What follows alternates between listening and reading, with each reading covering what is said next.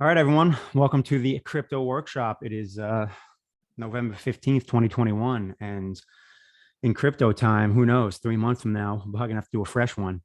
So, what I want to do for you guys is not only demystify crypto for you, but also give a little perspective on, where we are with crypto and kind of that opinion on if, you should be investing in it or not. So, we're going to get down to the breakdown here. So we'll start with the origins of crypto, just a brief overview of where it started and where we are. Then basically going to answer that question, am I too late to invest? Because some people kind of think they are, which I don't know, maybe it depends on the coin you look at. Then we're going to talk about Web 3.0, which you may or may not know what that even is. And I'll tell you why. It's basically the most awesome thing that happened to us as people and is giving the financial power back to us. Then we'll quickly go over what is a blockchain, just in case you don't know. In fact, how many people know what a blockchain is? Let me see. Show of hands. Who knows what a blockchain is? All right. So we got a good chunk of you. That's good. Talk about decentralized finance. That's the word, the new buzzword that everyone hears. They don't know what the hell it means. What's this DeFi stuff? So briefly explain what that is. So you at least you know what the underlying foundation is of all these projects that people are investing in terms of decentralized finance and giving them the ability to do a lot of the things you do with traditional finance, but more in a peer-to-peer environment without having to worry about having a trusted third party to verify. And then what are crypto wallets? Briefly explain that as well, because the beauty is you don't have to use crypto wallets to invest in crypto. And we'll touch on that later. But if you want to have full control of your crypto, then it makes sense to have a crypto wallet. And then how do I buy crypto? Pretty simple. With that, we still leverage service providers, and I'll recommend a few. And then the other big topic, NFTs. Everyone knows about all these NFTs and buying crazy, digital graphics that look like they're from 1985 and somehow they're worth, 100,000. And so we'll talk about NFTs, but really we'll talk about the difference between a fungible and a non-fungible token. So, because NFT is non-fungible token, and we'll talk about some of those different types of NFTs. And then I'll introduce you into ways that you can earn crypto just by using social media. You don't even have to actually buy crypto. You can just interact on social media and earn crypto, which I think is going to become more prevalent over the next decade as people get fed up making Facebook money and Twitter money, and they rather just make money off their content themselves. And then, like I said, we're going to go big Q&A. As we say in crypto, we're going to do an AMA. So ask me anything, and I'm going to throw myself in the lion's den. So with all that said, let's quickly just look at a timeline of crypto. So if you look on the left, you see October 31st, 2008. This is when the man known by the pseudonym Satoshi Nakamoto published the Bitcoin white paper. And all the white paper is basically like, think of like when you get a prospectus for like a stock offering or something like that. It's basically what a white paper is. It breaks down the business and what it intends to do and all that stuff. That blockchain, Bitcoin, the very first, crypto, the very first crypto everyone knows of, because there might have been some smaller ones before then, launched officially January 3rd, 2009. So we're just over a decade into crypto even being a thing, which is nothing if you think about an industry. A decade is nothing. Think about the internet the internet existed, in the 80s. No one used it though. And then in the 90s is when it blew up. So then just for a fun moment that I always have to point out, if you're not familiar with it, the crypto community always celebrates May 22nd, 2010, because that was Bitcoin Pizza Day. That's when the dude offered 10,000 Bitcoins for 2 Papa John pizzas. And the pizza delivery dude was like, sure, I don't know what the hell it is, but I'll take them. And I think he sold them not too long after for what at the time seemed like a lot of money. And obviously he's probably kicking himself now because it was sub $100. But he probably thought he crushed it. He's like, I just got, whatever, a couple G's for a couple pizzas. Little did he know. Then in October 2012 is when crypto really started the beginning of its mainstream path, because that's when Coinbase first offered Bitcoin. And that's actually the first place I bought Bitcoin. I didn't do that until 2016, but it was very difficult to buy Bitcoin up until even 2015. Even with Coinbase being um, available, it wasn't what it is now. Like a lot of people didn't know what it was. It was this rinky-dink, no-name exchange that had limited ways to get money into it. Like it looked nothing like it does now. Then another milestone, 2015. 2015 is really when we saw the beginning of DeFi. So that was when the Ethereum blockchain launched. Most people know Bitcoin and Ethereum. If you know nothing about crypto, you've heard of Bitcoin, you've heard of Ethereum. Those are the two that everyone kind of knows. So when that launched, it was a game changer because they launched what are called smart contracts. And smart contracts are really what make decentralized finance feasible and possible. So that's why that was a game changer. So now we're talking, it's only been a little over 5 years since DeFi has been in existence. So hopefully you're getting this vibe about how early things are. And then just because it's a game changer on perspective and the way it's used, this year, not even, I mean, basically 2 months ago, El Salvador legally made Bitcoin tender. Like it's legal tender in El Salvador. They're the first country to do it. And I don't believe they're going to be the last. I don't know that the US will ever do it, but the fact that there's countries now using it as legal tender pretty much tells you we're at the beginning of something probably big. So that's kind of just the brief history of it. And, you can see we're only a decade into this, and some aspects of it, half a decade or less. And that's why I want to bring up this stat for you. As of August 2021, based on a CNBC study, only 13% of Americans own crypto. That's it, 13%.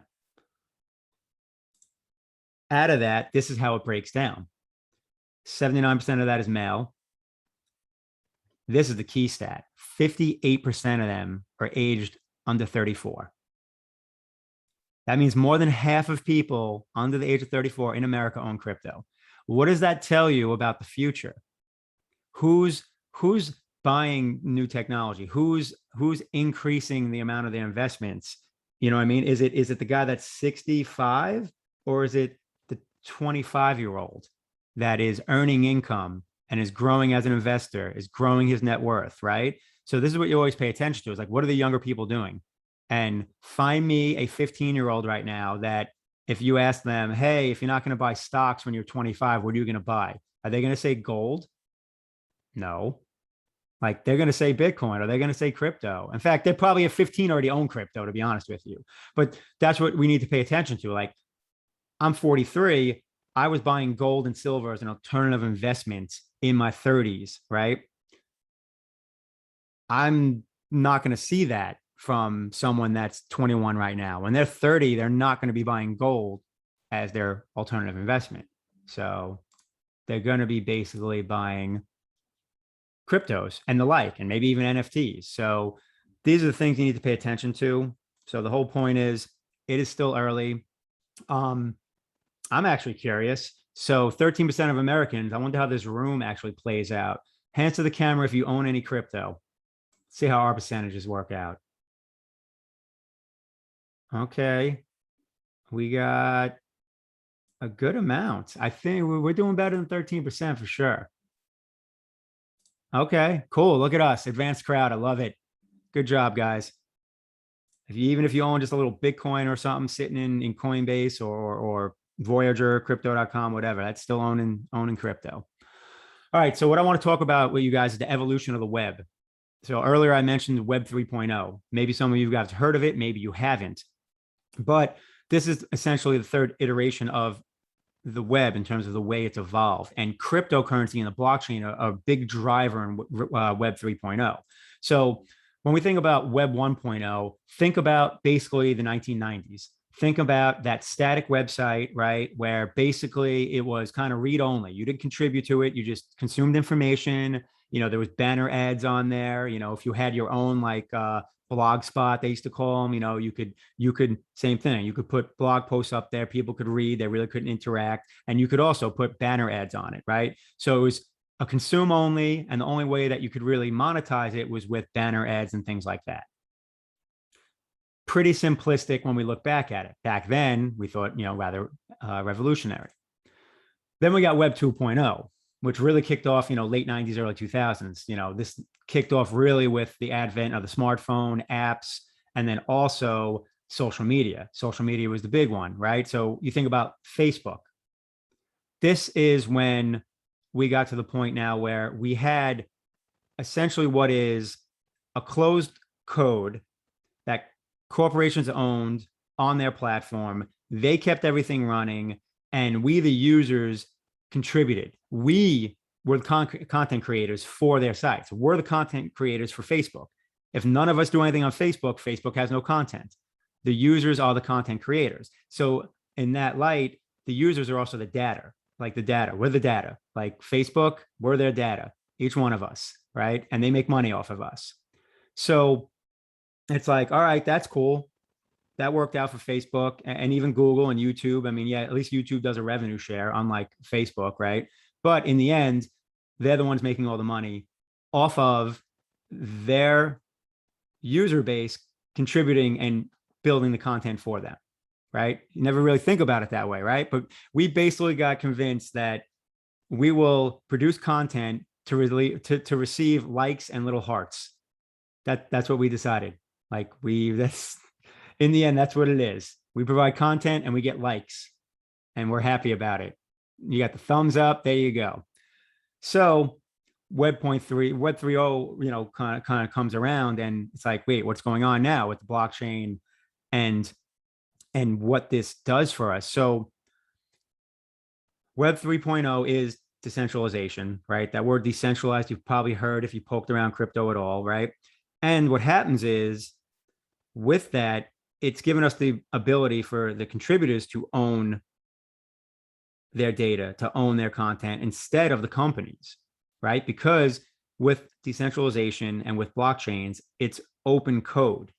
Everything's open code, open source, right? It's not closed and it's not maintained by a single entity. In the past, we needed a corporation to maintain the software. Think about like software as a service. That became a huge industry, right? Because you'd have a company, they'd like the CRM, Salesforce, right? They build that software, you use that software for your business, you pay them for the use of that software, they maintain that software for you, right? Now with Web 3.0, we don't really need that. So now we essentially can participate in software without having to pay a company for it. We can keep control of our data. We can keep ownership of our data, especially because through the use of private keys, digital private keys, gives us digital private ownership. And by having a way to prove your ownership and lock up your ownership on what is a open forum, look at it that way, right? But you can still claim ownership of it because of your digital private key. And that's also how NFTs work. This is why it's a game changer. And I know artists especially love this because now they can have ownership of their stuff out there in the world without having to having it on like a specific service provider or having a third party kind of control that and be the gatekeeper. There's no need for a gatekeeper anymore. So obviously it goes back to the blockchain though, right? We need the blockchain for a lot of this to function. So some of you guys know what a blockchain is. Some of you don't. In fact, show of hands, who knows what a blockchain is? I knew a lot of you. It's because you're my people. But there's definitely a bunch of people that are not in here. So we don't need to deep dive on what a blockchain is. Just understand the basic theory of it. So again, it goes back to open source, open ledger, and trustless. So that word trustless, what does that mean? It means it's an environment where there's no need for trust. You don't need a trusted third party to basically verify that party A and party B are doing what they say they're going to do. Because the blockchain is set up in a way where you don't have a choice. There's no like, what's the word I'm looking for? I don't know. Like you can't cheat, so to speak, because the transactions that happen on a blockchain are verified by everyone and nobody. So here's what you should remember about the blockchain. The blockchain is essentially a code that instead of being run by a corporation, is run by everybody and nobody all at the same time. Anyone in this room could technically be a validator or a miner on a blockchain. If they decide they want to and they buy the equipment to do so, they can go, they can download the bit, like for instance, in Bitcoin, they can go download the code, put that, what they call a node, on their machine. They'd have the entire Bitcoin ledger from day one, and then they could try and mine crypto. And if they do, then they essentially would be validating transactions and producing blocks if and when they quote unquote win a block and get that Bitcoin payout, which is the way the Bitcoin blockchain works. There's several different types of blockchains. I will just mention two of them to you because they're the two most popular and all you really need to know.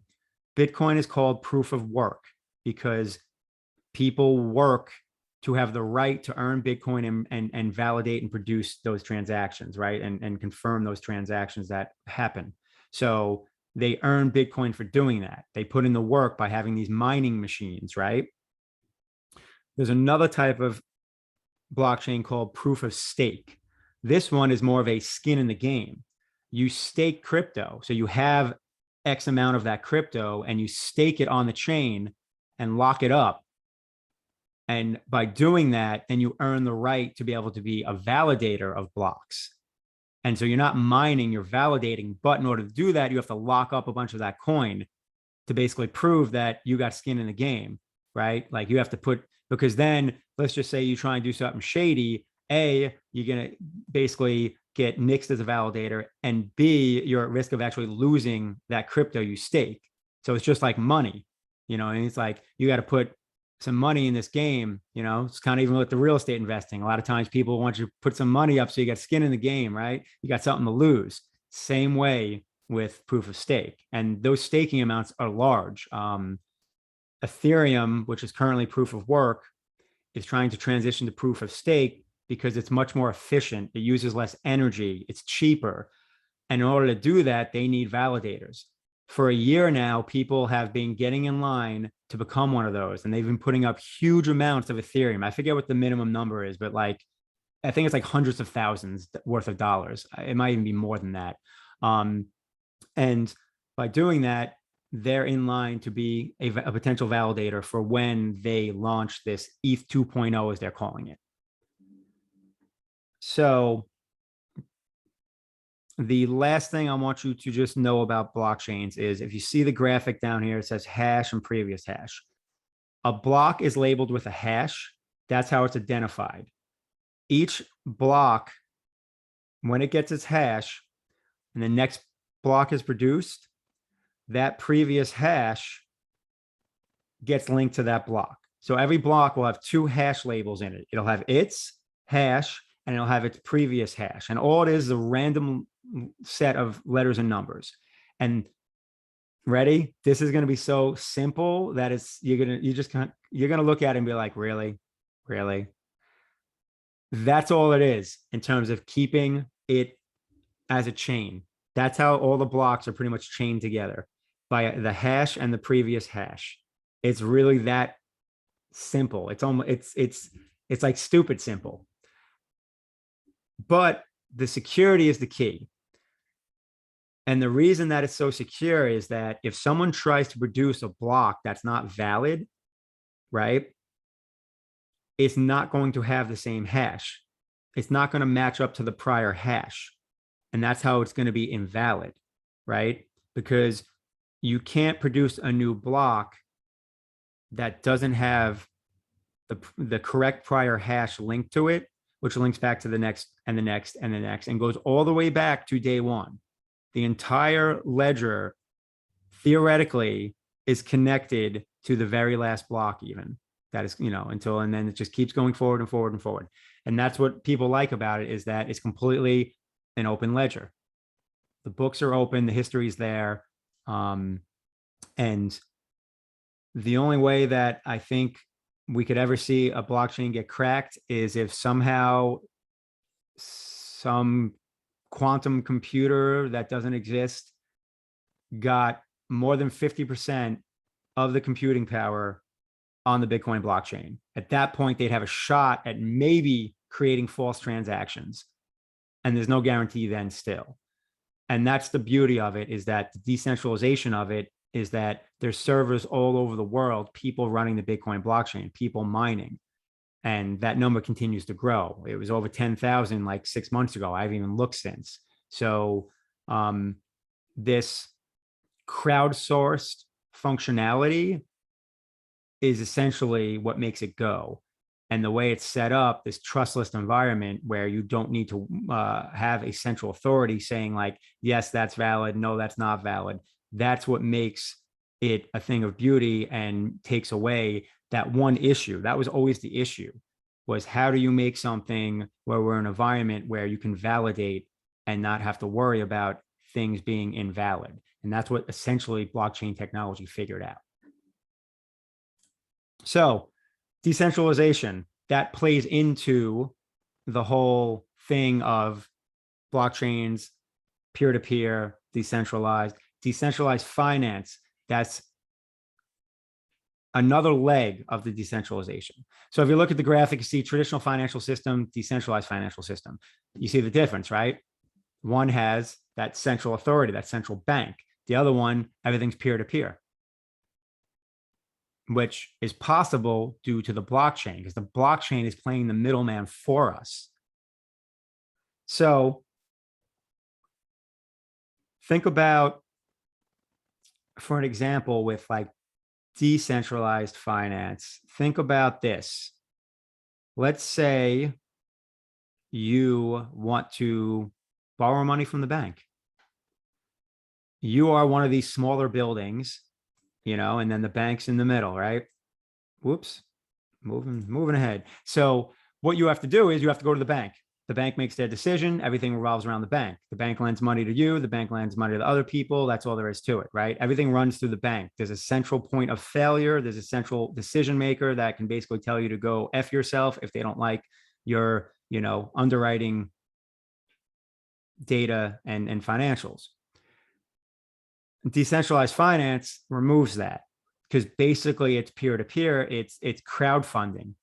Like, I think I'm going to keep using that word because that's the easiest example I think to use, because most people understand crowdfunding. Everything is peer-to-peer and crowdfunding, but thanks to the blockchain and to smart contracts, everything is basically trustless, and you don't need a third party verifying things. So when you look at the decentralized financial system, I can essentially borrow money from, Mo, Larry, and Curly if I want to, and if they want to lend to me, right? And Mo, Larry, and Curly don't really care what my financial background is, as long as I can put up collateral. And that's it. I don't have to, they're not going to underwrite me. Basically, they're going to say, I will lend X amount, at whatever, let's say it's 50% loan to value. And I can put up crypto equal to, twice what I want to borrow in that instance, right? Done and done. Borrow money in the matter of minutes, as opposed to waiting 3-4 weeks to go through a bank process. That's a very simplification of it, but that's essentially what it's going to allow us to do. And the reason we can do that is because of what I mentioned, smart contracts, right? The smart contracts are really the key to decentralized finance, right? Decentralization is blockchains. Decentralized finance, though, is smart contracts on blockchain. So the definition basically of a smart contract is it's a program stored on a blockchain that executes when predetermined criteria is met. Now, what the hell does that mean, right? So here's kind of the bullet points of it. It automates agreements, right? So all the participants involved in it can immediately be certain of the outcome. As soon as something triggers, all parties essentially know or are notified, or it's completed in terms of, in their wallet, in their transaction, in the agreement, right? So it eliminates the need for an intermediary. Like, you don't need that third party. You don't need, think about, with real estate transactions and you have a escrow company, right? Or you have a lawyer or a title company holding escrow. That's not needed because it's going to be held in the smart contract on the blockchain. You don't need a person anymore. So it also saves time and money, right? Because You don't have to wait for that third party to be functioning during business hours. The blockchain runs 24/7, 365, and the smart contract is valid. So someone can complete their piece at 11 p.m. on a Saturday night, and you're good to go. You're good to go when you wake up Sunday morning for whatever it is that you're involved in, as opposed to waiting till Monday for that third party to get to the office and push forward the transaction because the other party's thing has been accomplished. So that's the beauty of it. It's automating a lot of things. It's removing the need for that third party. It's speeding things up. It's making it cheaper because obviously now you don't have to pay these third parties. And even if, let's just say, you're dealing with something that's maybe more peer-to-peer where you do need like a platform, you're talking about a platform that automates it, and maybe you pay like a tiny little percentage fee. Like even think about like eBay, right? eBay essentially is a middleman, right? But it's a rather cheap, somewhat automated middleman compared to a lot of other traditional transactions. So now that eBay setting, that scenario, that's going to become the quote unquote worst. It's going to be the slowest. It's going to be the most expensive. And right now, technically, it's one of the cheapest and kind of quickest ways to do things peer-to-peer on a platform. So when that becomes the worst in terms of the industry, then we're obviously growing and we're making gains. So, and that's part of it. It's evolution. It's evolution of the web. It's evolution of the digital age. So now, obviously, crypto wallets, right? So we just talked a little bit about blockchains. We talked about, decentralized finance, and, obviously decentralization on a whole. But really now we get into, all right, what the heck's a crypto wallet? And do I need one if I want to invest in crypto? And what is it made of? So crypto wallet is simply a device or program that stores public and private keys for your cryptocurrency transactions. So that's great. What's a public and private key, right? If you don't have a crypto wallet, probably haven't heard those terms. Pretty simple. Public key is exactly what it's called. It's public. This is what you share with people. So it's also called a wallet address. This is what you give out to people so they can send you crypto. So case in point, Steve sent me crypto. He wanted to sign up for the course with crypto. It's like, sure, here's my wallet address. And he sent me the crypto. So that's what you share. You share your wallet address, and that gives you the ability to receive cryptocurrency, receive payments, receive funds, and also the ability to just view your wallet. Now, the private key is what you want to pay attention to, because that is what gives you the ability to send cryptocurrency. So when Steve went to send me cryptocurrency, he either had to log into his wallet using a password he maybe created, or at the fundamental level, had to use his private key. And when you do that, you're essentially logging into what would be the equivalent of your online banking account, right? You don't give your online banking account password to people. Don't give your private keys to people if you have a crypto wallet. So that's what you use your private key for. You use it essentially to access your crypto and send or spend your crypto. Now, when you create a wallet, what's going to happen is when you first go to whatever it is, whether it's a software wallet or a hardware wallet, what happens is you're going to receive what is called a seed phrase. It produces a random seed phrase. And that is a phrase that's usually anywhere from 12 to 24 random words in a specific order. You need to save that because those random words in the specific order are what I call your safety net. They're your last resort. So if you ever need to recover your crypto off the blockchain, you have the ability to do so. So if you were to lose access to your wallet because whatever reason, your computer blew up, you got into a fight with your husband or wife and they poured water on top of your laptop, like whatever reason, that is your saving grace, because then you can go and download that same wallet software on a different machine and then import your crypto off the blockchain using your seed phrase. Because again, what did we talk about earlier? Open ledger, right? And the history from day one is there. What happens on the blockchain stays on the blockchain.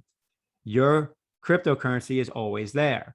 So you can import it off the blockchain into your wallet, because you theoretically never lose your crypto. You lose access to it. You don't lose it. The people that don't have access to their hundreds of Bitcoins that are in the news, like this is how you're not a news story.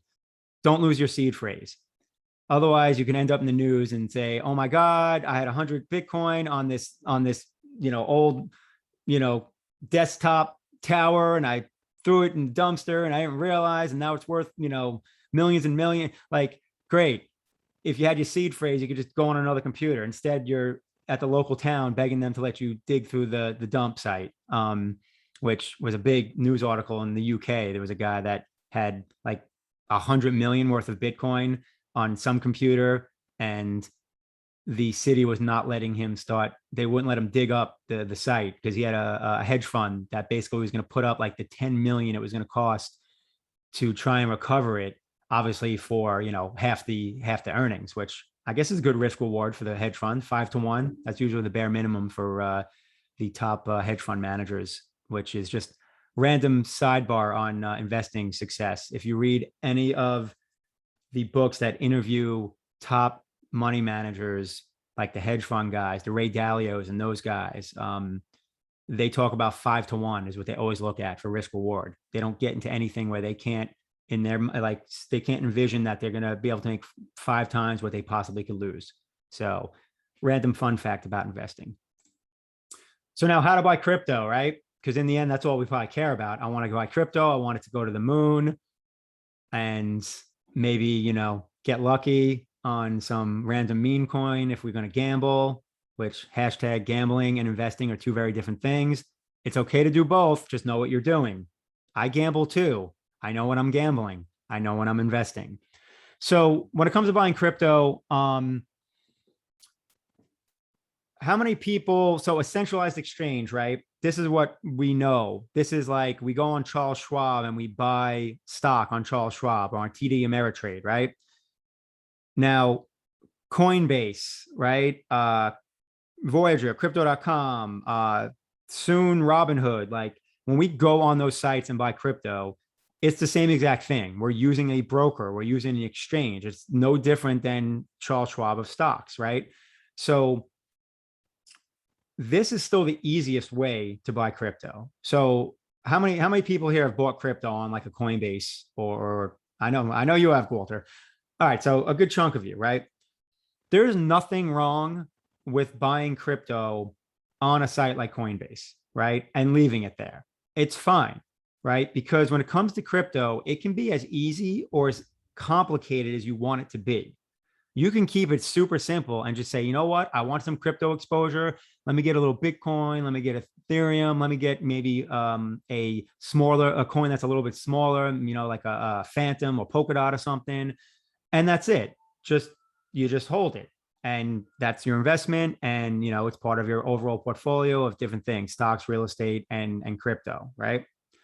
Then you have that next level where you're talking about, all right, let me get a crypto wallet. Let me move it off the exchange. Like, so instead of my money sitting on Coinbase, let me move it into my own wallet. So now I have full control of it.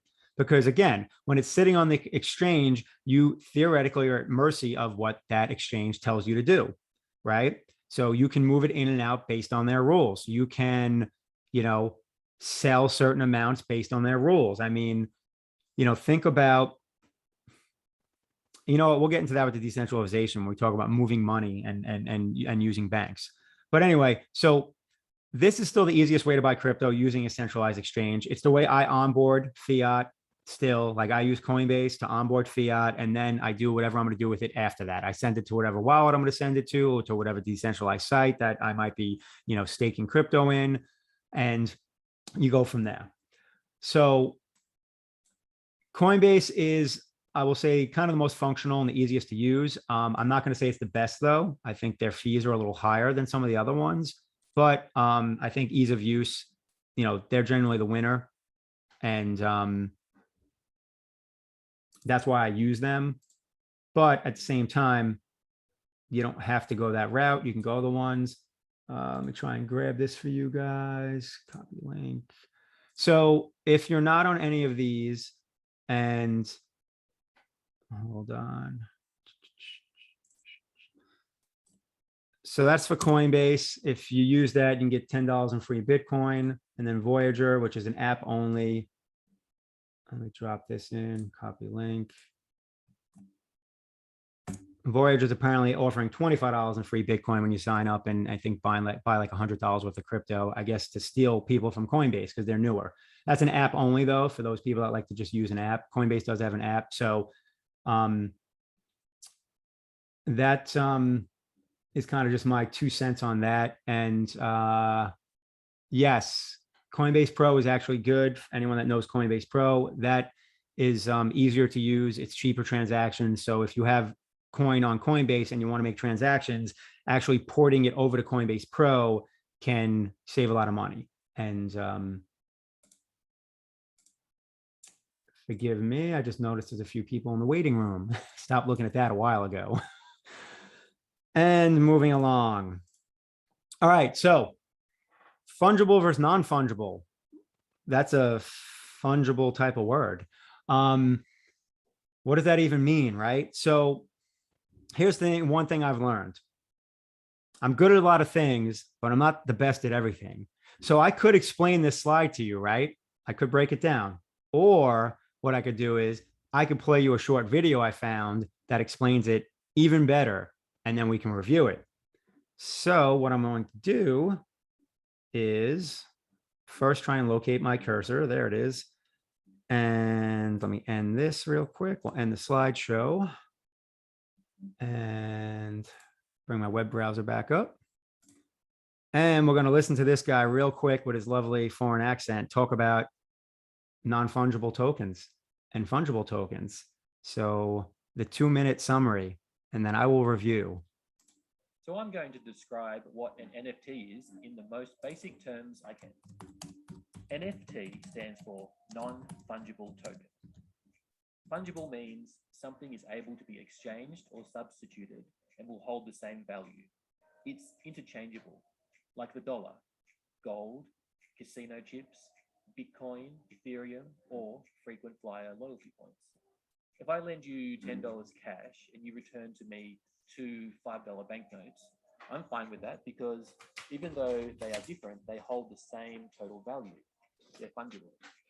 So non-fungible obviously means it's an asset that can't be substituted. It has unique attributes that make it different from something else in the same asset class, like a painting, a theater ticket, a house, a video game skin, a trademark, or a crypto key, which was the first real use case to take off on the Ethereum blockchain in 2017. Some of these assets are physical and tangible, and others are digital and intangible. So NFTs are non-fungible tokens. Token refers to a digital certificate stored on a secure distributed database called a blockchain.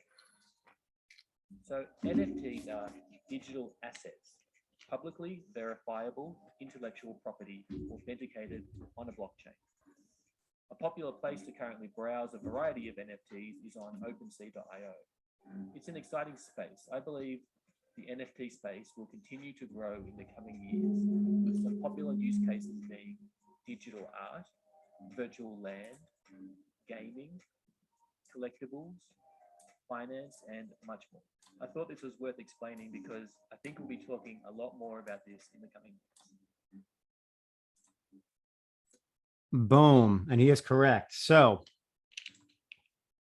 oops, I don't want to stop the share. Put that back. So when we talk about, there we go. When we talk about fungible versus non-fungible. So right here, both of these are fungible. I mean, almost look at it as money, funds, right? For the most part, that is what fungible stuff is. It doesn't have to just be that, but for all intents and purposes, for, you know, investing in finance, like this US dollar, a Bitcoin, right? These are fungible because, as he said, if I was to give Walter this $100 bill and he gave me back two $50 bills, it's still the same thing in the end. If I was to give Walter this one Bitcoin and he sends me back a Bitcoin, it's the same effing thing because it's worth a Bitcoin, right? It's interchangeable. It's, you know what I mean? Like the value of it's the same. It doesn't matter kind of what form I get it in. It still represents what it represents, as opposed to an NFT, a non-fungible token. An NFT now is a token that is essentially an identifier and in itself. So, as in the video it said, you have, a piece of art, right? Well, if I turn that into an NFT, that piece of art now is represented by that one token, right? As opposed to a Bitcoin token being, in the end, 21 million tokens that are all the same and they're worth what a Bitcoin's worth.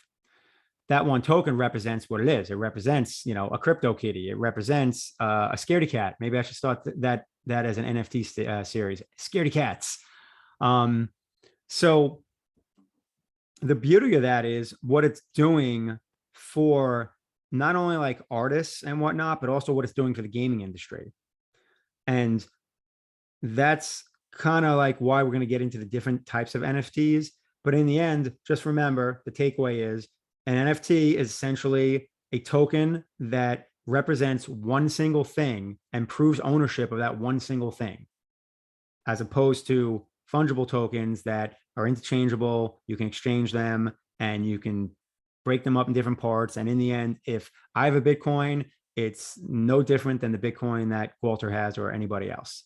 Now, if I have a crypto kitty, well, no one else has got my crypto kitty. And that was kind of the first NFTs craze. So that's why it gets, mentioned and loved. So now NFT art versus NFT games, right? You can go down a complete rabbit hole with NFTs, but in the end, the big two are essentially art, which can be anything from, artwork like digital pictures to music and things like that. And then NFT games, right? Which is where you're actually using your non-fungible token. It's not just a collectible. It's something that is usable. It has a use case as well as being a collectible in many instances. So when we talk about that, and you'll see which way I lean in terms of what I like when it comes to NFT investing. So with art, basically that token represents a piece of digital art or music, right? That's it. I have it. I have that one crypto kitty. I have that one Alchemist Nation slide or whatever, or picture, 100 Summit NFTs, 100 million Summit NFTs. And the value of that is basically derived by, the rarity of it and what someone else will value it at. You know what I mean? Just kind of like, fine art, like physical art. I mean, it's basically valued by what someone will pay for it. And that's usually driven by how rare it is, right? I mean, it's the ultimate FOMO. FOMO has been going on for thousands of years, but there's no use case, right? All it is a collectible, and there's nothing wrong with that, right? That might work for you. Me personally, I'm more of a fundamentalist. I want to know like what drives this, like why do I need this, what's going to draw people to it outside of just collecting it for the fun of it, right? Why are they using it? Like what's that motivating factor that's always going to be there? And that's when it comes to games, where you have tokens that represent things like trading cards for blockchain based games, right? So there's a use case for that token because you need that card to play the game. So, these games, like they're play to earn. You play these games and you can earn crypto, right? So people want these cards that are worth something because that card can make them money when they play the game and they win. So therefore, they can produce income from having that card. So it's not only just the value of that card, it's also the income they can produce from it, right? So that's the use case, right? I always talk about that in crypto. Anyone wants to talk to me, you hear me say use case, right? So this is a good segue into that. When you're investing in cryptos on a whole, that's the question you should always ask yourself. What's the use case? What does this coin do? What problem does it solve, or what service does it provide that people need or want, right? It goes back to the same fundamentals that we hear all the time when we're talking about our real estate businesses, our sales businesses, whatever, product you provide in your business, right? What is the reason that people need or want this, right? We do it with business. We do it even with investing in stocks, right? People buy Apple because they believe in the products and they know people need and want those products. Same thing with crypto and NFTs, right? So for me at least, that's why I focus on NFT gaming, because there's a use case for it, on top of the fact that there is that, rarity, there is that, desire to get that card that might not be as widespread. There might only be, that one that has only been, minted, whatever, let's say 20 cards instead of 1,000, right? So these are the things I keep my eye on when it comes to not only investing in NFTs, but also investing in crypto.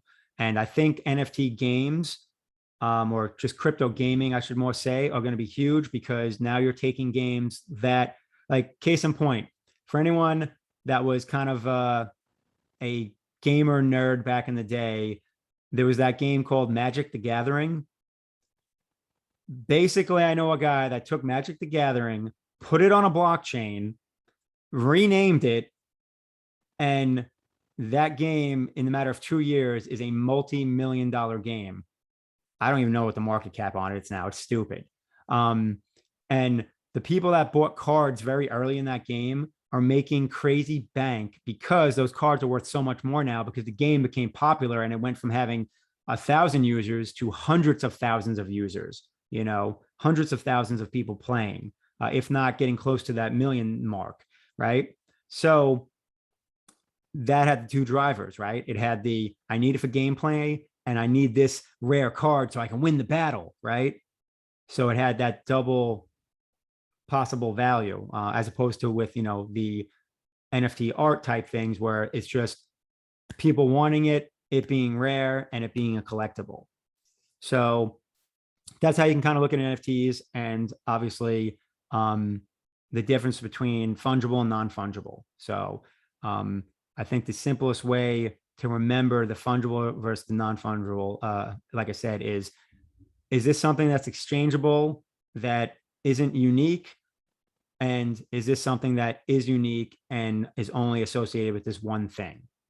And for the most part, cryptocurrencies are generally always fungible. And then the NFTs are generally, the things like art, gaming cards, things like that, they're usually, non-fungible, because they have to represent that one thing. They have to represent the ownership, right? It shows ownership. When it shows ownership to a single person, that's when essentially it's a non-fungible token. So moving along. So now, remember I talked about the power of Web 3.0, and does anyone remember me mentioning earlier how we can make money from interacting on social media, right? Does anyone remember that? So just like we interact on Facebook, and we interact on Twitter, and we interact on TikTok, and we interact on YouTube, we can do that now on the blockchain with social media sites. So now we're in this situation where social media is a place where it pays you for your participation, instead of it paying Facebook or whatever other corporation, right? There's a bunch of different sites that do this, but there's a couple that I'm going to show you guys. One of which, hold on, let me move this over here. One of which I use regularly, but that's just because I'm an investment junkie, and it's related to a lot of investing and crypto. But so here's two examples. Leofinance.io. This site is basically a kind of like a blogging site. I don't know if people know Seeking Alpha. That's a more traditional website where you have contributors, and they put in, their analysis and feedback about different stocks and ETFs and things like that. And they can actually earn some of the revenues based on, the followings they have and things like that. So Leo Finance, I feel like, is Seeking Alpha on the blockchain, because it's the same thing. People are posting about crypto. People are posting about stocks. People are posting about real estate. Me being one of them. People are posting about just general business practices. People are posting about personal finance, right? Anything financial related, investing related, can be on that site. That's what the niche is, right? And by doing that, people can actually earn crypto. They can earn what is called a Leo token. And that token has value. So therefore, you're earning crypto without even doing any buying of crypto. And the same thing is true for Hive.blog. So Hive is actually a blockchain, And that's actually the blockchain that Leo Finance runs on. But Hive.blog is more of a general kind of general topics, anything from art, science, political, whatever you want to write about, poetry. And there's all sorts of different little communities on it, right? So if you're not someone that does the whole investing thing, for those content creators on the call, I know there's some of you across the board, in terms of everything from poetry to, obviously writing about real estate. But if you're someone that likes to create content, you can do that on these sites and you can earn crypto. So what I'm going to do is I'm just going to show you guys Leo Finance to give you an idea of what one of these look like and how that goes. So let me just end that. And bring over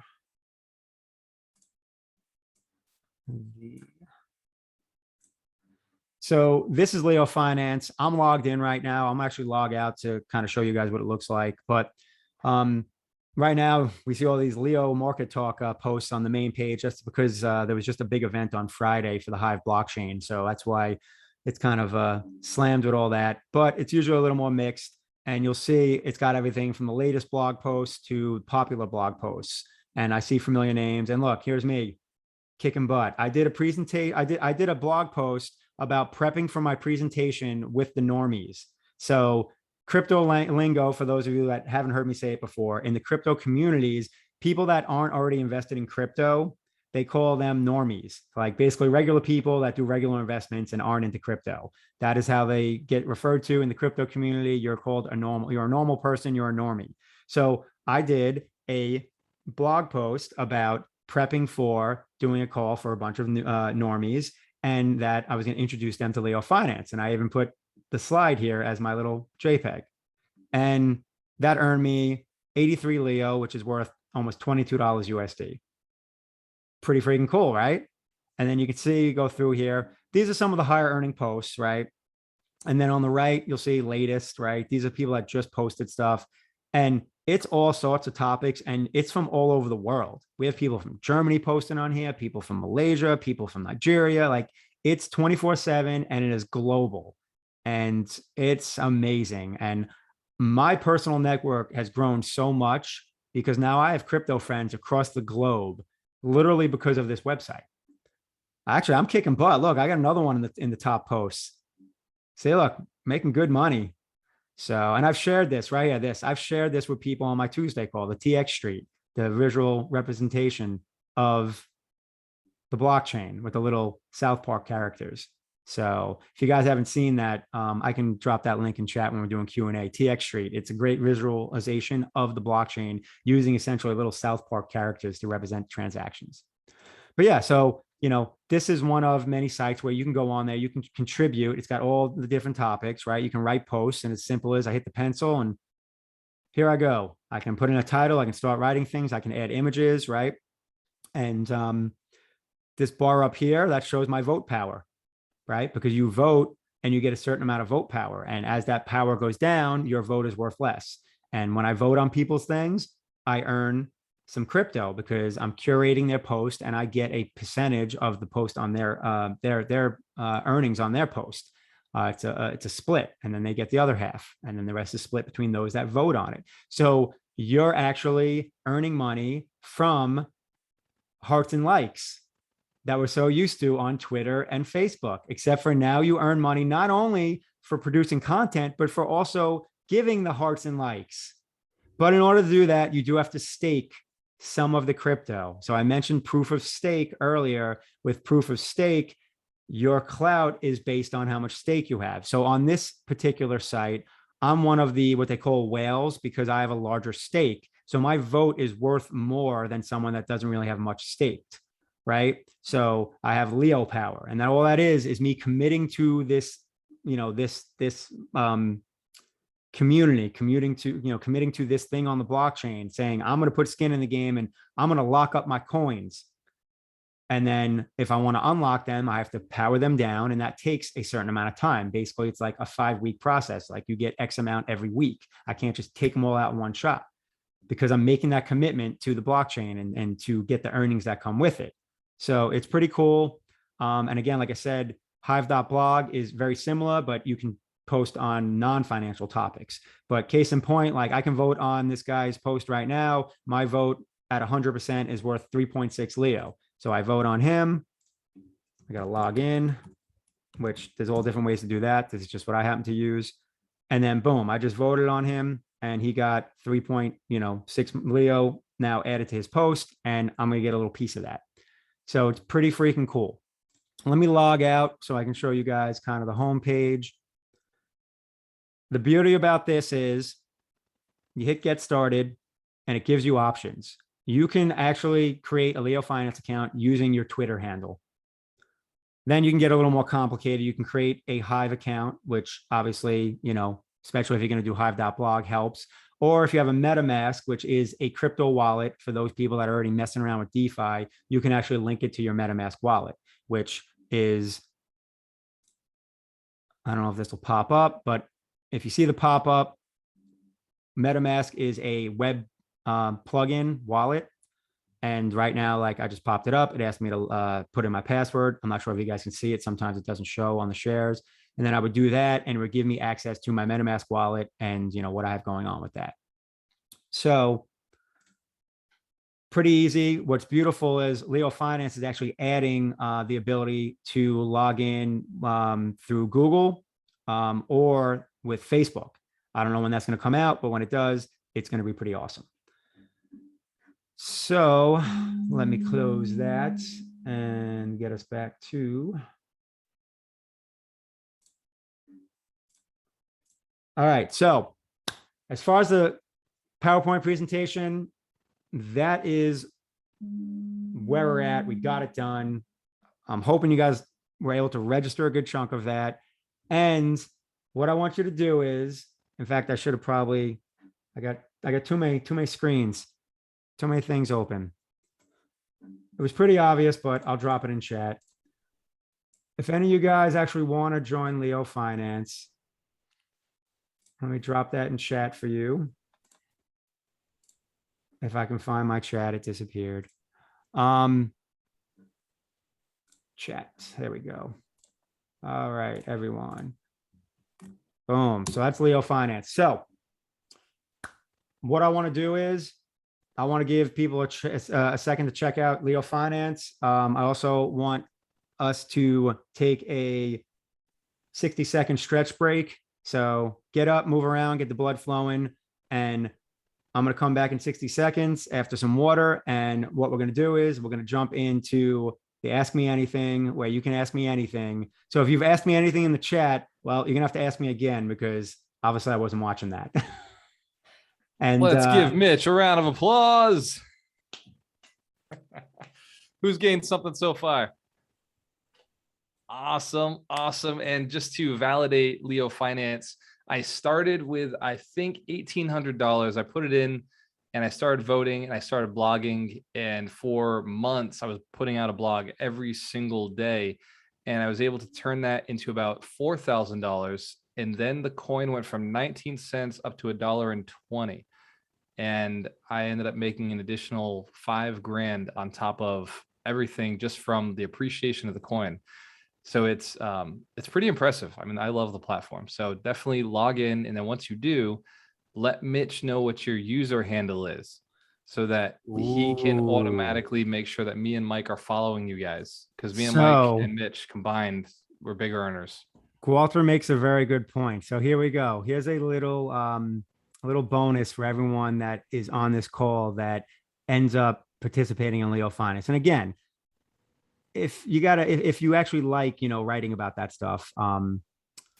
So not only does Mike, Walter, and myself have decent size on that platform where our votes are worth something, I also got the creator of Leo Finance to delegate some Leo tokens and a good chunk of them to an Alchemist Nation account. I created an Alchemist Nation account and I got him to delegate tokens to it that I can use to vote on Alchemist Nation members that post on Leo Finance. So what Walter said, if you do post on there, make sure we know, because what I'll do is I'll set it up so Walter, Mike, myself, and the Alchemist Nation account are voting on your posts so you can earn something right off the bat, which you have no idea how much of a blessing that is. Because when I say I earned it, I jumped on something basically Hive before it was even called Hive back in 2016. I knew nobody. I posted for a year straight. I didn't have a post earn more than $1. And I actually had 26 straight posts at one point, not even earn a penny. And I kept grinding and built to where I am now. And you saw that I'm one of the better earners now on there. So we are hooking you guys up so you don't have to go through the grind I did, because not many people are as stubborn as the cat is to keep posting after all that time. And so everybody else knows, Terry, Doug, and Darina are also on there. So you'll get all of our votes once you let Mitch know what your user handle is and when you're posting. So we'll get you guys locked in. So yeah, Mitch, break time. Yes, we're gonna take what time is it? 7:19. All right, everyone come back in literally like 2 minutes, because you need to stretch your legs. We've been sitting for too long. Sitting is the new smoking. And poke around on Leo Finance. I'm gonna grab some water and we'll jump into AMA. Create your account in Leo Finance. Subliminal messaging. But go do it now so I can pay you. I like that.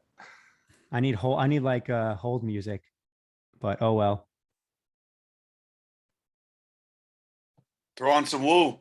Right? We need Ryan rapping some woo. Man, there's people jumping in the waiting room now, an hour into this. I don't know if I recognize these names. I think I'm just going to be nice because I don't feel like looking if they're supposed to be here or not. Are you guys sharing out this link? Behave. All right, I'll see you guys in a minute.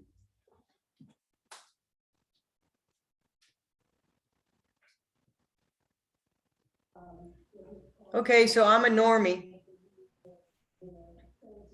And a lot of this stuff is, well, it's Chinese. Welcome to the game. Welcome to Chinese. You know, I got to Walter, thank how Ryan do McGovern you too. blog every single day with all that you do? How do you do that? Ooh, good question, Christine. The truth is, well, I have somebody who transcribes my videos that I do, and then they turn it into a relatively close blog format. I then take that and I just tweak it, make it look really nice, add some pictures, and post. Takes me 15, 20 minutes. And who's somebody like a VA You got it. that takes your videos and transcribes them? Have you That's ever right. heard of oh my gosh, there's a transcribing company. There are quite a few out there. Yeah. Okay. There's Otter, there's that I can't even remember what the name of them, but really the way that Walter does it, sends them to a VA, they take care of it. They also pull out call out quotes and do all kinds of different stuff. So if you want to get into that, you can have a conversation with Walter and he'll help you go in the right. Yeah. It's a good idea. I mean, you're gonna spend a little bit of money if you don't want to do the work. Otherwise, writing a blog takes me about 30 minutes to come up with the content, come up with the idea. You don't have to write. I do a lot of long form. I tend to be very long-winded when I write my blogs. But you could put out like Mitch does. Mitch's blogs will sometimes be 2 paragraphs, 2 or 3 paragraphs, and Almost just all of them. an image, a graph. So the graph does all the speaking for him. So if you use a really intelligent image, sometimes you don't have to say as much. You An can almost treat it like a intelligent Facebook image. post. All he's What is saying it? is I basically do a lot of charting posts. So I basically put up a crypto price chart and I'll break down price levels and what I'm looking at. And that only takes 2 paragraphs. So it's short, but it's still a value add. So I get love as opposed to like possibly getting hate where people are like, dude, this is what they call a quote unquote shit post. So I don't really get any of that because I'm still adding value, even though it's somewhat brief. And there'll be a platform sometime next year where you can do just the short form stuff, a Twitter-esque platform on the blockchain that I may know of a guy that's building. So that's going to be real fun. All right. So the 3.0 that you were showing earlier, those are those websites right there, the Leo, that's the 3.0. I mean, if you want to call it that, but yeah, Web 3.0 is basically decentralization in the blockchain. Okay. and basically more so open source and open code softwares. Well, But yeah, Leo Finance falls Mixed into that. Linux. And same thing with hive.blog. And there's others. I'm just not familiar with them. I found kind of my two that I roll with because Kevin just sent a message that he says that Hive is asking for money when you register. is it?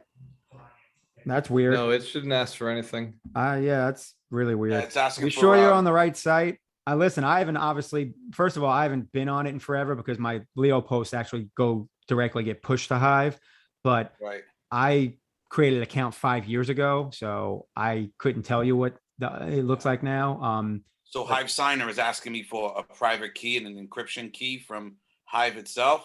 So when I go to That is create- correct. Yeah, it's Yeah. asking for your keys. Yeah, when you create an account on Hive, you get keys. This is why I think it's a lot of times it's easier just Leo Finance create a Twitter through Twitter. But Mhm. if you want to be on Hive, yeah. Although you can get your Hive keys off of Leo Finance. You can get your Hive keys theoretically. through Leo Finance. It's a lot easier. Yeah. Sorry, Honestly, Mitch, that's you're the boss. Walter. Like, as much as I love sharing the wealth and the love here. I think signing up and interacting on Leo Finance and Hive is literally like an hour-long That's the whole class in thing. itself. Like, because as you see, Kevin's already got some questions. And that's the thing. So it allows us to make a great point right now. Remember how I mentioned we're only 10 years into all this? There's your exact example. There's these growing pains. The onboarding is still not easy. It's getting better. Like, even with Leo Finance, that Twitter thing is less than a year old. Like, so as it gets easier to use these sites and to sign up for these sites, where it gets to the point where it's as easy as signing up for Facebook, that's when it's really going to get scary. And the thing is, we're not far away from it. You know what I mean? Like, it's getting better and better every day, but you guys don't even know, like, I've seen the journey, like the pains it was to actually get involved in this stuff, back in the day. And even how it's evolved this year. I mean, the stuff that I got Mike and Walter involved in, like, it's 10 times easier for them to get on that now than it was when we did it. So the speed of innovation is just crazy. It's next level. So I expect that we're going to be at a point where onboarding onto these things is going to be much easier. And this is something I always push, especially even the Leo Finance, like, with the devs and the creator of that. I'm like, guys, ease of use. Like, until we're at the point where people can basically like put in a name, click one button, like, we're not where we need to be, because that's generally how it's got to be. We're not going to fight with something if it's not working. Especially if it's something you've never used before. You have no vested interest in it. So Mitch, getting onto Leo, is that something you do on the weekly calls? No, but I could. So, all right. So yeah, Walter's alluding to other things. So I do some crypto calls on Tuesdays. One of them is basically less than you guys already learned tonight. There's a call where I touch on some very basics just to, introduce crypto to people. That's just a call that's open to anybody, 6:30 Tuesdays. But you guys have actually learned everything that's in that call and then some, in fact, much more. And then I also have a private call that I do, which people subscribe to. And on that one, we do more of a deep dive, and something like Leo Finance, we could definitely deep dive on, but we're also deep diving into investments. Like, we're looking at specific cryptos. We're looking at crypto charts. We're talking about what they're investing in, what I'm investing in. We're looking at DeFi projects. So that's, I don't want to call it a crypto mastermind, but it's sort of turning into a crypto mastermind for those that are, a little more active investing. So that's what that is. You have a couple of questions in there, Mitch. Someone's asking if your Tuesday basic 6 It's to 6:30. Is that Zoom? Yes. I forgot, Mitch, it starts at 6 or 6:30? 6:30 is that 30-minute call where I go over just some like very generalizations of crypto. Yeah. And then 7:30 is the one where it's kind of like the mastermind. So yeah, I mean, what you call it, if you go to my site, basically you can see like this a sign up to just plug your email in to get the email for the 6:30 call. Again, if you guys need any kind of refresher, maybe, like I said, on that call, we only touch on some of the basic stuff, like the very basic stuff we touched on in this call, and not nearly as much as we touched on in this call. But if you need a refresher on some just base level stuff, like what a blockchain is, and then the private call you can find under my education tab. So How do you get into the private call? you sign up for it on it's the what you call it, the Crypto Insiders Call is what we named it, because that's what it is. It's for my insiders. So I'll drop a link to that. I dropped a link to the obviously to my main site. If you just hit the crypto tab, you'll see the sign up for the 6:30 call. If you need a refresher in terms of what a blockchain is, and then I dropped the link for the insiders call. But, Awesome. cool. So We got about 32 minutes before as I'm saying, we're right on schedule. So the goal is to get 30 to 40 minutes worth of AMA action, because I don't know if I can handle any more than that. Mitch, I have a question for you. Well, hold on, Ryan. Oh, So I'm dying. what we're going to do is you can put questions in the chat, and Walter's going to keep an eye on chat, and he'll ask those questions for you. And then anyone else like Ryan, who's not bashful, is going to ask questions. And I'm going to do my best to be what I'm normally not, very short and concise, so we can get as many questions in as possible. So if I start going down the rabbit hole, Walter, hold up the crazy train. I'll let you know. All right, Mr. Ryan McGovern, what is up? All right, I had to sneak this in. Can I buy crypto with a credit card and use that as collateral to borrow more crypto and put it into farming? A, you can do whatever your little heart desires. B, not financial advice. And C, of course you can, because it doesn't matter how you bought the crypto. In your mind, that's debt, but crypto doesn't know it's debt. And then take that crypto, put it on to simplify it for more mainstream, put it on something like BlockFi or Celsius, and stake that crypto to earn yield, or put that crypto up as collateral and borrow against it. And I think on Celsius, you can borrow like 1% or something. So in theory, the answer to your question is 100% hell yeah, you can do that. I just didn't know on some of these sites, if you borrowed like Ethereum and use that as collateral, if it had to stay Ethereum, or if I could transfer that to any coin that I want to. Once you buy the crypto, you can do whatever you want with it. Okay. Just because you bought it with a credit card doesn't change the fact. So if you are on an exchange that lets you use a credit card to buy crypto, which many of them do, there are usually some decent credit card fees, though. They usually bang you pretty good. But once you buy that crypto, then you can do whatever you want with it, flip it into whatever coin you want. That is available on that site, because that's also something to keep in mind. There's different types of blockchains, different types of coins, and certain exchanges only allow specific coins, like Coinbase, for instance. Coinbase only has Ethereum-based tokens. So like everyone knows Ethereum, but also on the Ethereum blockchain are other coins. Like there's a coin called Chainlink. Chainlink is its own crypto, but it's not its own blockchain. It's an Ethereum-based coin. It's an ERC20. So that's what Ethereum-based coins are called. They're called ERC20s. So you just need to pay more into that. That would be your only limitation if you wanted to, flip it into a different type of blockchain type coin. You'd have to use some type of, router, or find an exchange that, also functions in that coin, like a Binance Smart Chain or something. And they're out there. Like KuCoin has Binance Smart Chain BNB. So you can use that to convert to a different blockchain. But anyway, now I'm going too far, just because I know Ryan's got a little bit of knowledge, because he's messed with the DeFi. So moving along. We got a few questions in the chat. We've got. Someone asked earlier, how do you make an NFT? All right, Christine. I just saw it earlier. I appreciate, Christine, I love you and I appreciate the help, but Walter's my moderator. Does anyone know when Ethereum 2 will launch? I'll quote the Ethereum Foundation: in 2 years. That's the running joke in the crypto They community. keep saying it. Allegedly, it's going to be sometime early next year. They've already made progress, but that's the running joke with like the longtime crypto heads is they just say in 2 years, because that was the answer for like years, in 2 years. And it just kept getting pushed forward 2 more years. But yeah, they've hit big milestones and it looks like it is going to happen. And honestly, they have to, because if they don't, they're going to lose first mover advantage. They're going to get their lunch eaten, and other projects like Solana, like, I don't want to say Cardano because I'm not a fan of it. But that's another competitor, Polkadot, Matic, aka Polygon, like they're going to take a big chunk of market share away.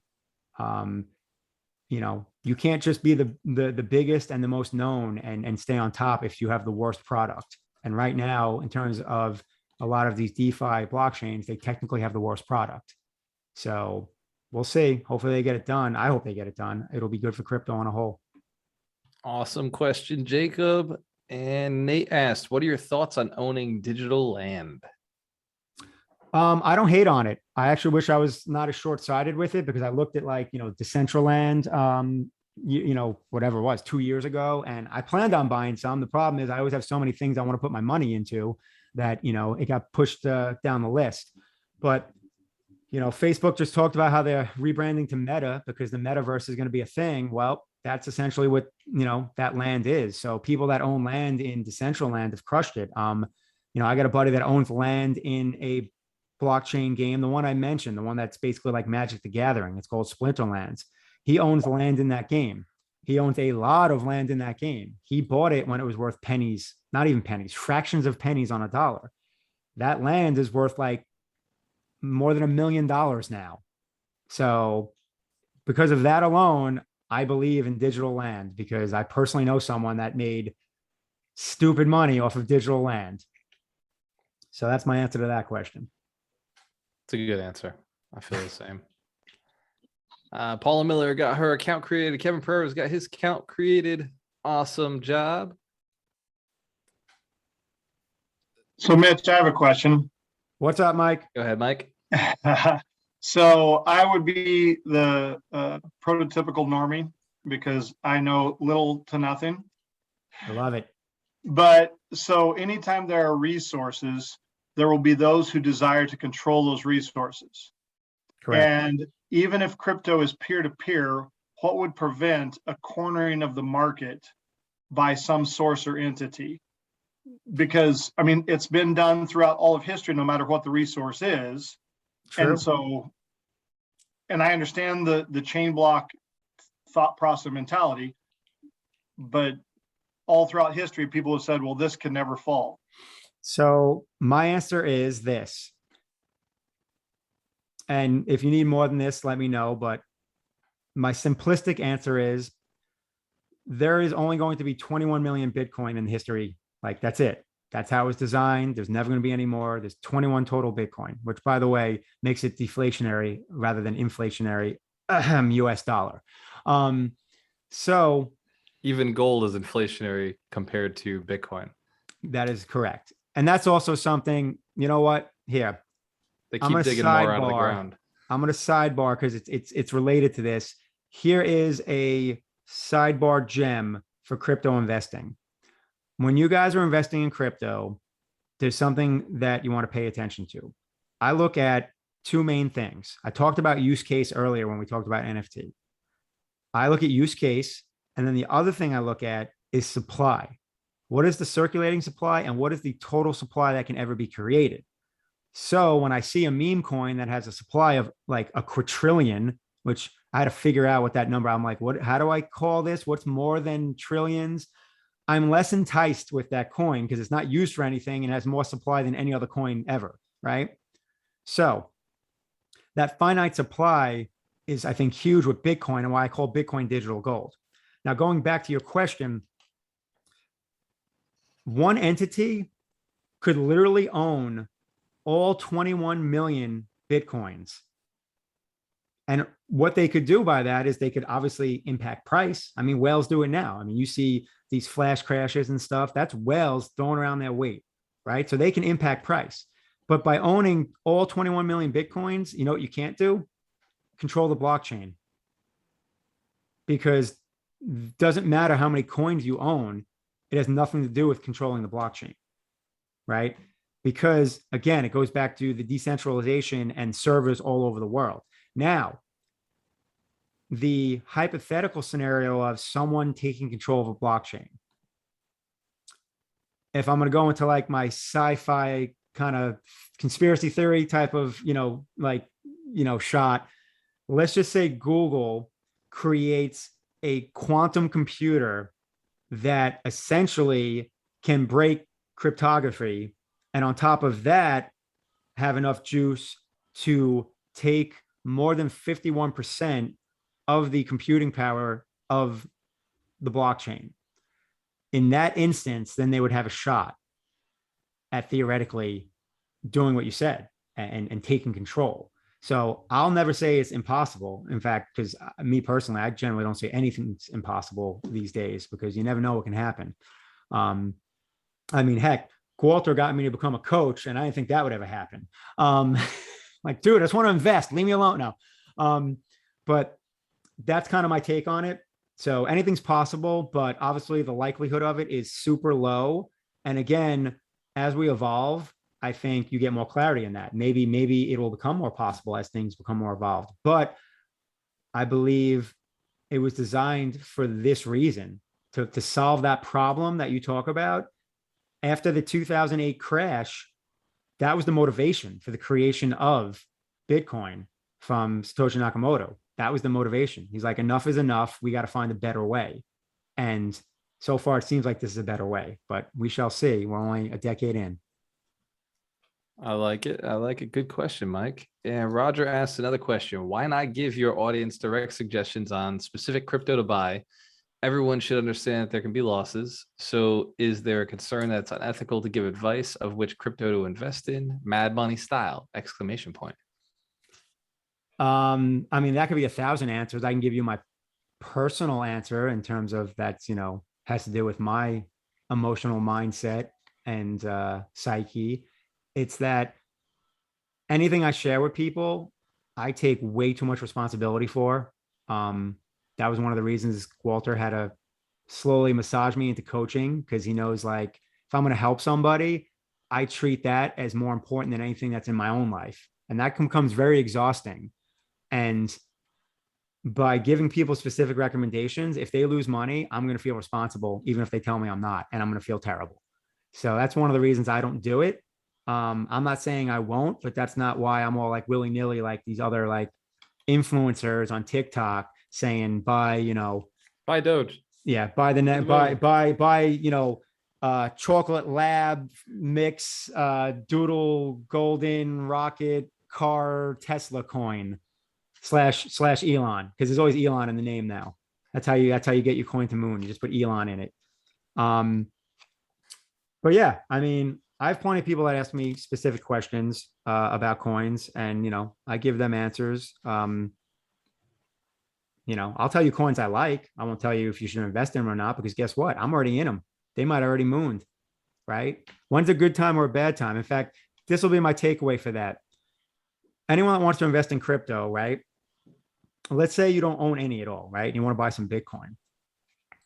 If you ask me if it's a good time or a bad time to buy Bitcoin right now, my answer will be, it depends on what you want to do with it. If you're buying it to hold it the next 5 years, then any time's a good time. Because in my opinion, I think at some point, Bitcoin is going to see 100K, if not more. When? I don't know. 3 weeks from now, 3 years from now, I have no idea. But that's my hypothesis, that it's going to see 100K or more. Case in point, Fidelity, which we all know Fidelity, a pretty large financial institution, their Bitcoin target for 2026 is $1 million for Bitcoin price. So I'm pretty comfortable saying 100K. So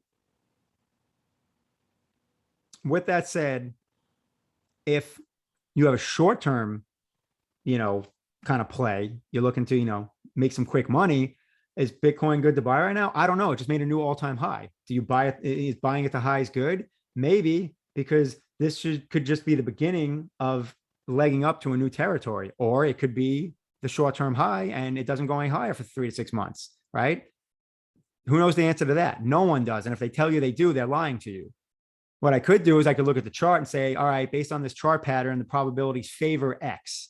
But anyone that tells you a coin's going into a certain price in a certain time duration is unfortunately the person that has 100,000 followers on TikTok, but also is the person that you should run from as fast as you can. But yeah, that's kind of my take. So coins I like, Polkadot, Chainlink, Matic, Rune, what else? I don't know, there's several others, but those are coins I hold, I've been holding, I plan to hold. Whether they should be bought now or not, that's a whole nother story because, where are they? Have they run up? Have they pulled back? I don't know. That's a decision for everyone to make for themselves, but that's a handful of coins that I like and I'm invested in and I plan on staying in for a long duration. And if you're not already following Mitch on TikTok, his daily TikToks are phenomenal. He does exactly that. He'll review it and say, well, this is kind of where it's at. This is what it could do based on the chart. And it's just good information. I do a bit of that on TikTok. I did it and I did it with Shiba. And sure enough, I don't want to say I was right, but hashtag right. It could go higher though, but it's pulled back since I did my first SHIB TikTok and hopefully no one bought at the highs. And then Ryan McGovern asks, can I buy crypto with BlockFi credit card? If not, what card can I purchase crypto with? Ryan, I have been successful with using one of my Webster bank cards. I've done it with a Capital One card, and I've done it with a Citi card on crypto.com. So it will depend on your bank, your card.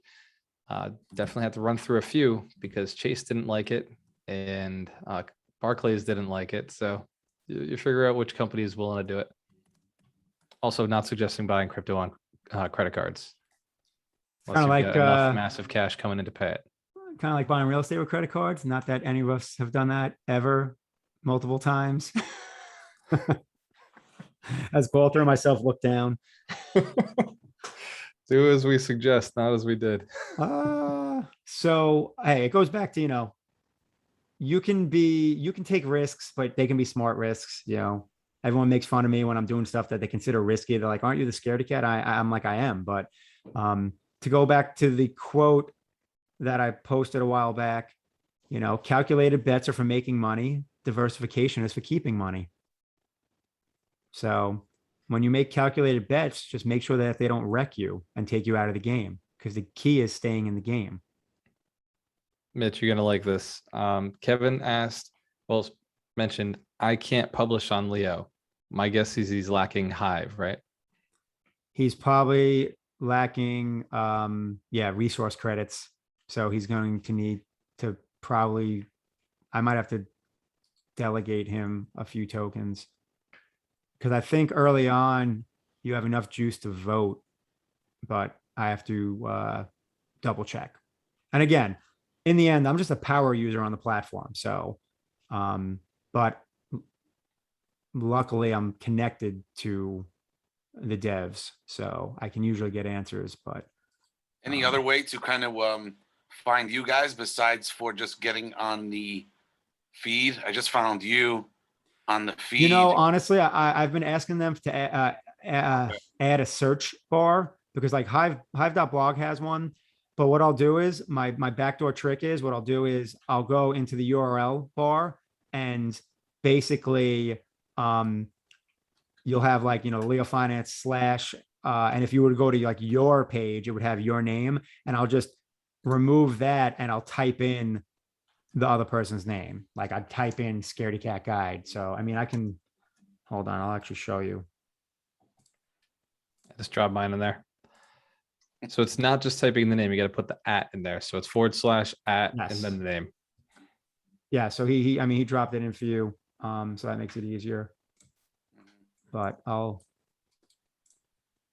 And then generators on there too. We're just waiting for their first post. Mike Shine's on there is Leo Shine. So when I go to like my profile, right, you see how it says leofinance.io and it's got the Scaredy Cat Guide, I can basically, this is just kind of a backdoor trick I figured out. I can just type in like Leo Shine, right? And by doing that, Oh, that's cool. it'll take me to his page. And then when I'm on its page, I can hit, yeah. And unfortunately today, for some reason, Leo Finances has been low. It's been loading slow, which I found ironic. I'm like, yes, you want to misbehave today out of all days. I noticed it too. But yeah, so whatever. When it finally would load, there'll be a button that says follow, and I could just follow Mike. And I think Mike, had posted once. Mike's more of a curator. He just has some staked and he likes to vote and, basically spread the love like Mike Shine does. So, Mitch, you forgot the O in Leo Shine. oh, well, that's probably why it's not working. Yep. So that's part of it too. You gotta not have typos. So lesson number 2, don't have typos. This is why we have editors when we write books. That's right. We've got a couple more questions. Yeah, let's keep it moving because we got like about 12, 13 minutes. Amanda is asking, how do we interpret Chinese? Any other educational material to read up on recommended? Interpret as in calling crypto Chinese or the actual language? Send her the book, Scaredy Cat Guide, to That know is what the true. heck In Bitcoin fact, is. why do I not have one handy? Yes, this book is very helpful. This is the newbie guide. It's 50 pages of keeping it as simple as possible because every other book is like 150 pages, giving you a bunch of knowledge you don't need. Scaredy Cat Guide to knowing what the heck Bitcoin is really is the starter blueprint. Or what you can do is, yeah, see, Christine showed like it's so, or you can do it the hard, longer way. And you can go on to things like Leo Finance and go on, and scour YouTube and watch videos and read posts and get the knowledge. I mean, guys, the reality is everything I'm teaching you is just you paying me to save you a crap ton of time, because everything I'm teaching you, I've learned myself over the course of the last 5 years. I've spent days and hours reading posts, watching videos, figuring things out, like every question about like, oh, can I, when I go on this site, can I do that? Like I basically was a guinea pig. I did it myself. I lost crypto doing it. I experimented. I had, the wins, the losses. So in the end, that's all education really is, right? It's taking someone that's already been there, done that, and letting you get to point Z in a very short period of time instead of having to go through A, B, C, D, F, and, the whole alphabet and have to go through the trials and tribulations, right? Like just let me turn on the light switch. I don't need to know how to wire the damn thing. Next question, probably a restatement of the previous answer. What is Cub and harvesting and the bridge? All right, who asked that question? So that's Paula Miller. So she's on really? Rio. She must be All reading right, well, something. that kind of stinks because I thought it was gonna be one of 5 people, and I was gonna say you're kicked out of the room. No, she's on Leo Finance. Guaranteed that's in the main feed. Oh yeah, someone mentioned it. All right, so Cub DeFi is a website. It's a platform. There's many like it. Oh, she's listened to the podcast. That's why. Oh, she's listening to the podcast. Yeah, see, Walter, I told you we can't be talking about that on the 100 Millionaires. No, so all it is it's a decentralized finance platform that basically is an example of the power of decentralized finance, because what it does is it's essentially like a market. It's a secondary market for cryptos that it's almost like a decentralized exchange in a lot of ways. So instead of a Coinbase, it's a decentralized exchange, which means you lose a lot of the guarantees and a lot of liquidities that you get with Coinbase. You learn a lot of you lose safety because it's called you're in control of your money completely now. So if you mess up, that's on you. But at the same time, you're not going to get doxxed, as they say, and have to give up, all your stuff and social security number and have Coinbase tell you how much crypto you're allowed to trade in a given day. You can do whatever the F you want. But with great power comes great responsibility. So on a site like that, you're able to do things like swap into different coins. You can exchange, right? You can trade into different coins. You can also stake those coins and earn yield. You can earn passive income on your crypto, which is one of the reasons that I love crypto so much now, because of DeFi and the fact that I earn passive income on my crypto. It may or may not be more passive income that I earn on my real estate at this point. I'm not going to talk about that. So the beauty of it is it's giving the regular person the opportunity to basically be a Wall Street cat. So what was only available to Wall Street players and to big financial is now available to everybody because of decentralized finance. So essentially on something like Cub DeFi, I am basically providing liquidity to the trading pools. So when people are exchanging their crypto, right, I am providing liquidity so those transactions can happen. So just like a market maker would on a stock exchange, orchestrate those trades and make sure there's liquidity for them. It's crowdfunding that. So everyone that provides liquidity is now, in essence, a market maker. It's basically taking the legacy financial and traditional stock market and turned it into a crowd-funded source that anybody that has money and enough knowledge to move into it can participate in. So that is what it is. I basically am getting to do the Wall Street things I always wanted to do when I graduated college, but I'm getting to do them in crypto, decentralized, with it automated. So that's what it brings. Let me jump in. If you've ever read the book Principles by Ray Dalio, he talks about like maybe 15 years ago, the hedge funds started using automated trading bots. And essentially that's what this platform does. It gives the basic person, the normal user, the ability to buy into a fund that uses automated trading bots. So as the stock goes up, it sells a little bit. As the token goes down, it buys it back. So you're constantly trading, and for those trades, you actually get paid the fees. So it's just it's a really cool way. And the first time I read the book, I was like, man, I had a spreadsheet that could do this 10 years ago. I just could never figure out how to get the spreadsheet to implement on my trading accounts. So these guys, the devs, went out and developed it, and now you can actually do it in crypto. It's absolutely amazing. That's what, again, Mitch said, DeFi. We got a few more questions, Mitch, and we got 6 minutes left. So I know, and I'm still going to steal 10 seconds. So yes, power DeFi, but also remember these things, new industry, third-party things, no guarantees. So there's a term in crypto, rug pull. A lot of people lost a lot of money jumping in shady projects because they offered these exponential returns, and they ended up losing their money because it was unsavory people, and the devs basically took the money and run. So when you start going down that rabbit hole, do your research, see if that, project has any kind of track record or how much money is involved in it. Like usually it'll be like total value lock, like how much, because if it's a big number, then odds are it's not going to happen. But these new smaller projects, a lot of people got, as they say in crypto, wrecked, REKT. And there's actually a website, I think, called like rec.com that tracks all the rug pulls. Moving along. I remember the evil laugh you had when you sent over that website to me. I did. I was like, wow.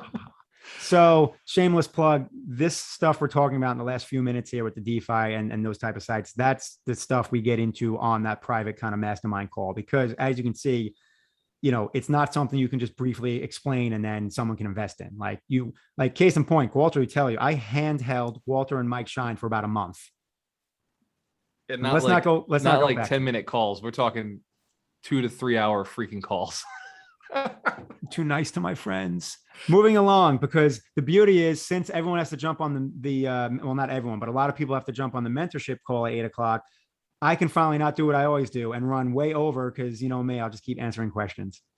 So for everybody who is not in Alchemist Mastery, I apologize. That was a program that we offered at the summit at an amazing deal.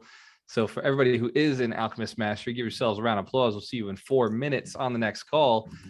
If I'm going to not direct any of these next questions to Mitch, I am likely going to just pick one, but I'm going to read them out loud so everybody knows what the questions are. And I'm going to let you know, Mitch, I'm going to have you just say, is this something you'll answer in your weekly call, or is this one of the what's the other call called? What do you call it? Which what? The Crypto Insiders call? Insiders call. Well, that's a yes always, because we answer anything on that one. We can do lightning rounds. I might give you a one-line bullet point, but go ahead. No bullet points. Lightning round. I got a lot of questions. There's 16 more to go. Lightning round. You guys ready? All right. Ryan McGovern asks, why do I have issues selling meme coins sometimes when I set my slippage up to 15%? Super Which- advanced question that no one else in this room is going to understand. Move along. Nate asks, why aren't you a fan of Cardano? I knew this was going to be a problem, but Because they've been saying they're going to do X, Y, and Z, and they don't convert on shit. I owned Cardano back in like 2016, 2017. Everything they say they're going to do never seems to get done. So I'd rather go with teams that actually convert as opposed to hopium. So that's why I hate on them. Keep going. Jackson says, what's the link? Jackson, can you give us some clarity? Which link are you looking for? Just drop it in the chat. And Melissa Baker says, Mitch, do you like Polkadot? I own Polkadot. Yes, that's one of the ones I mentioned. It's one of my favorite projects. Melissa also asks, what happens if you're not on TikTok? Well, you miss out on a lot of You opportunities. go to Facebook Reels. Go to Facebook Reels. Mitch is now uploading to Facebook Reels. Awesome. And Jacob wants to know what TikTok, your name is on TikTok, Mitch. I am Scaredy Cat Guide on all the socials. Awesome. Clint asks, if I have a crypto in Coinbase, what are the steps to transfer that to a wallet? Which call is that? You definitely a private call. I don't know, maybe the free one. But you just send it to your wallet address. Awesome. Kevin Ferrer asks, identifying possible moon coins, 3 question marks. Look for coins outside of the top 100 market cap, which I actually wanted to show you guys, but sorry, forgot. So outside of the top 100 market cap, that's where you find coins that can potentially moon. Coinmarketcap.com is where you can go to look at those. I'll drop the link in the next 60 seconds. Go. Steve Cutt says, I want 3K cash flow per month with crypto. How do I do that? It was actually You Melanie. stake the hell out of a crap ton of crypto.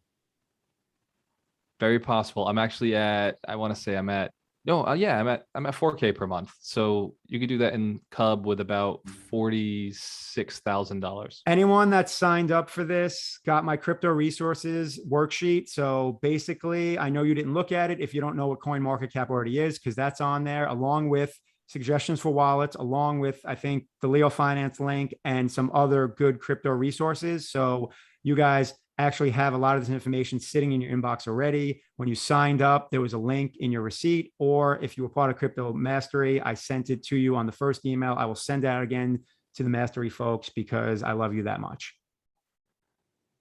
I'm not going to get to the rest of these questions. Ladies No. and gentlemen, Thanks, let's give Mitch. Mitch a round of applause.